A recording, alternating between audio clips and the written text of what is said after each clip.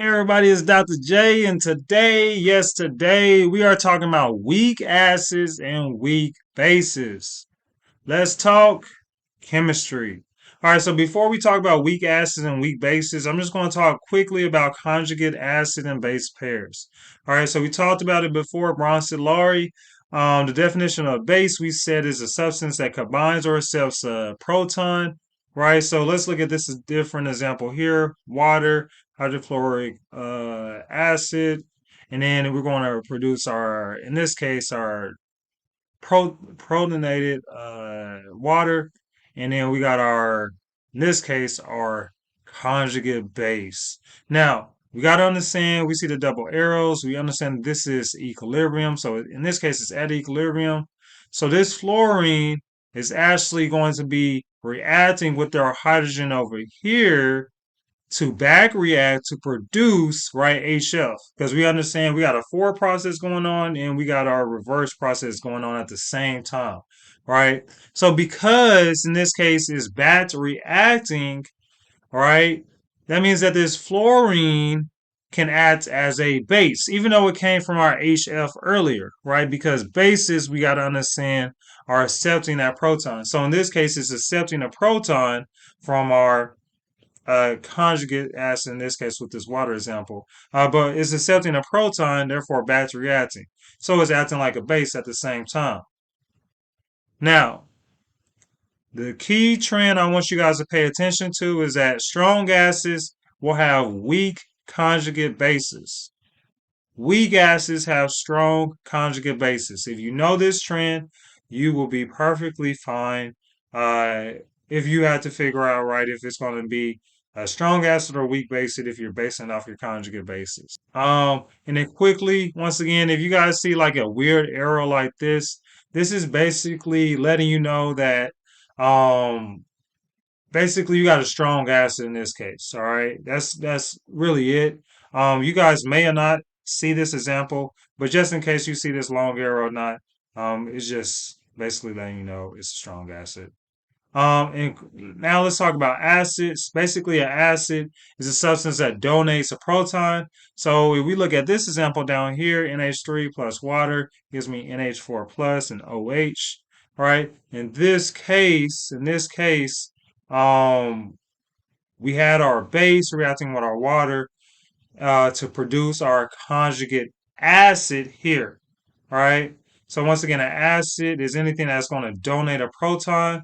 So in this example, this NH4 plus is going to donate the proton to this OH here in order to battery react to get us this over here. So this is going to be acting as our conjugate acid for this example here. So key trend, strong bases have weak conjugate acids. Weak bases have strong conjugate acids.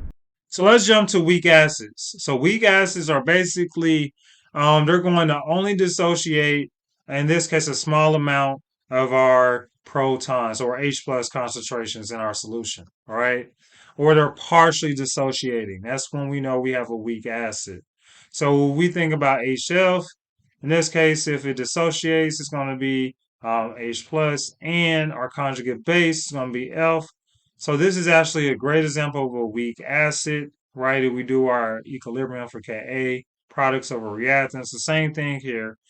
We get a value of 3.5 times 10 to the negative 4. So this is a very, very small value for our Ka. So in this case, this weak acid, most of the weak acid will be dissolved in the solution. And remember, the acid is based on the conjugate base. Okay. So here's a little range that you guys should be considering. Basically, if you got a Ka value, in this case, is a very small Ka value, we should understand it's going to be a weak acid because we know that if you got a large Ka value, you're going to have a strong acid.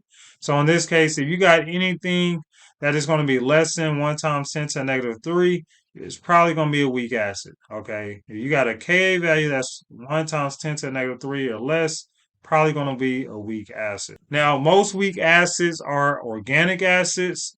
So these are the groups that are, in this case, if we look at carboxylic groups, this is more, once again, organic as it sounds.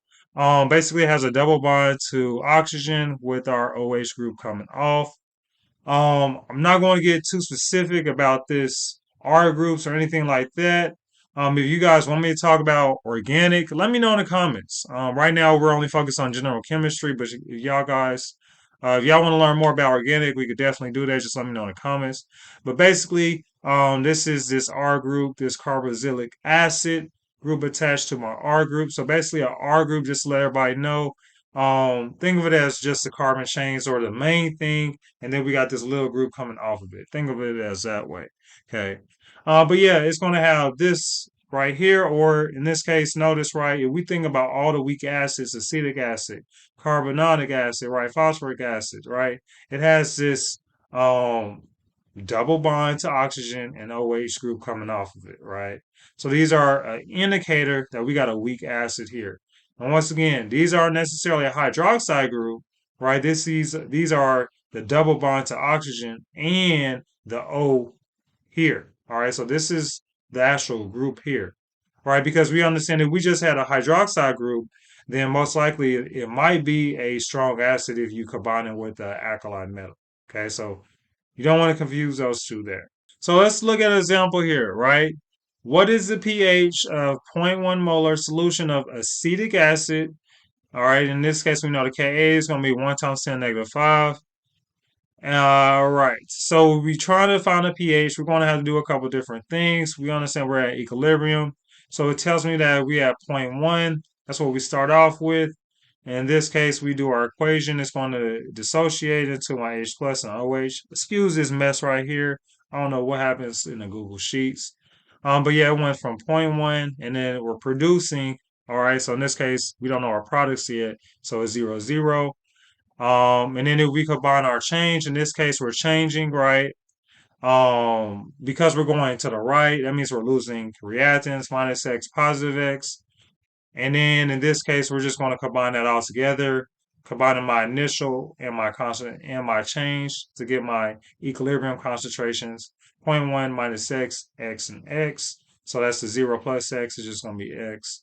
Um, if that was very confusing to you, please go ahead and look at those previous videos about the ice charts, ice tables, equilibrium, all that. All right.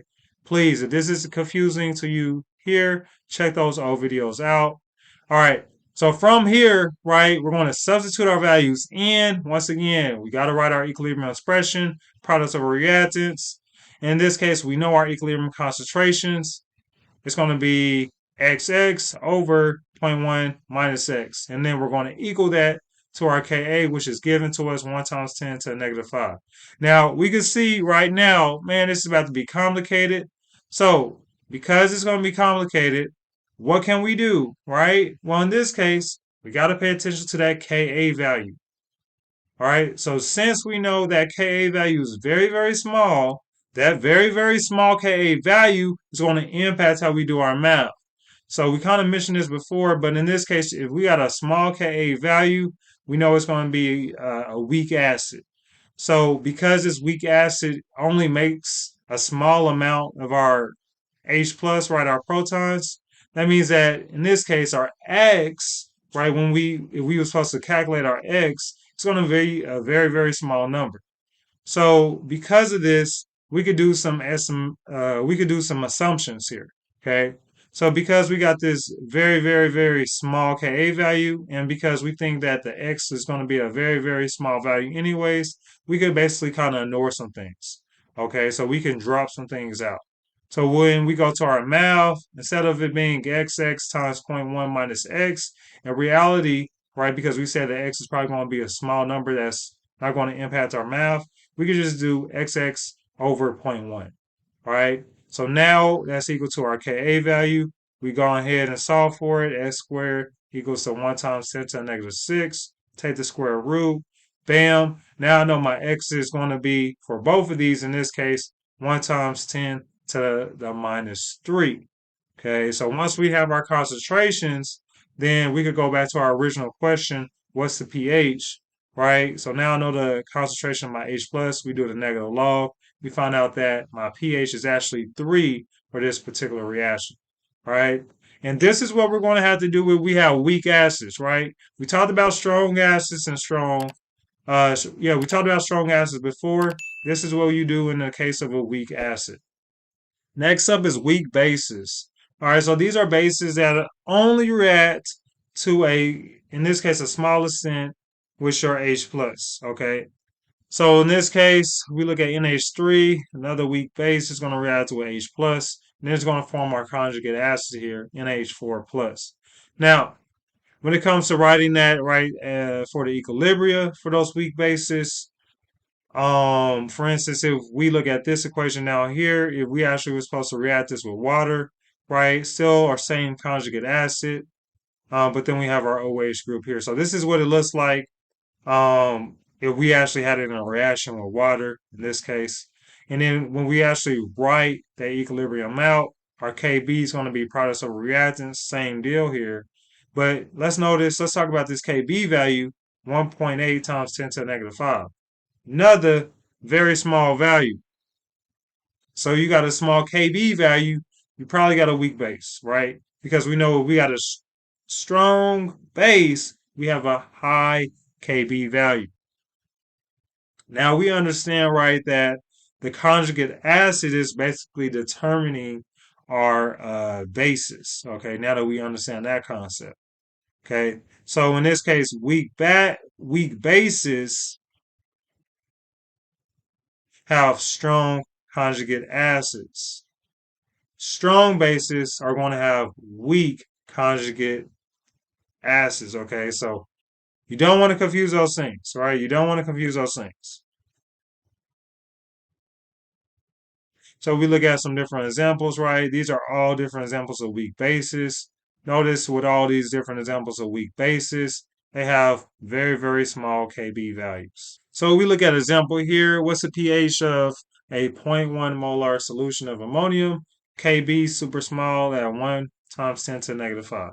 So initially we have our 0.1, which is given. In this case, we're making our products, so they're going to be 0. And then we're doing our same ice chart. In this case, we're changing because we're going towards the right, so we're losing. So minus x plus x over here. We can look at our equilibrium concentrations. We do our Kb equilibrium expression, products of reactants. We plug in our values, xx 0.1 minus x equals to our Kb value, which is 1 times 10 to the negative 5. So what do we see once again, right? Very similar example, right? But basically, what can we do here? Well, we could do the same thing what we did with our weak acid, right? We could make some assumptions. And in this case, because we got this very, very small Kb value, it's probably going to give me a very, very small x. So therefore, we could just ignore this. So because we can ignore this, basically it's going to be xx over 0.1 equals to 1 point times 10 to the negative 5. And then we just do our standard math, right? X squared equals to 1 times 10 to the negative 6. Both our values going to be 1 times minus 3. So in this case, they want the pH value, but we got a base. So we need to understand that, well, we got to find our pOH before we can find our pH. So pOH is negative log times our concentration, which is 1 times minus 3. For my OH, right?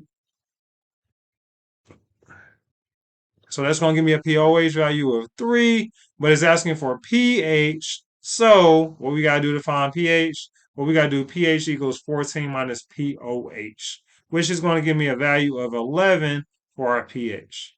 Okay, so this is my final answer here. So everybody think about it, right? Weak acids, weak bases, we got to make some assumptions in this case because they got small Ka or Kb values. We could just make some assumptions, get rid of that little x that's going to be a hindrance to us when we go to do our math, and then we could have this simplified out math here.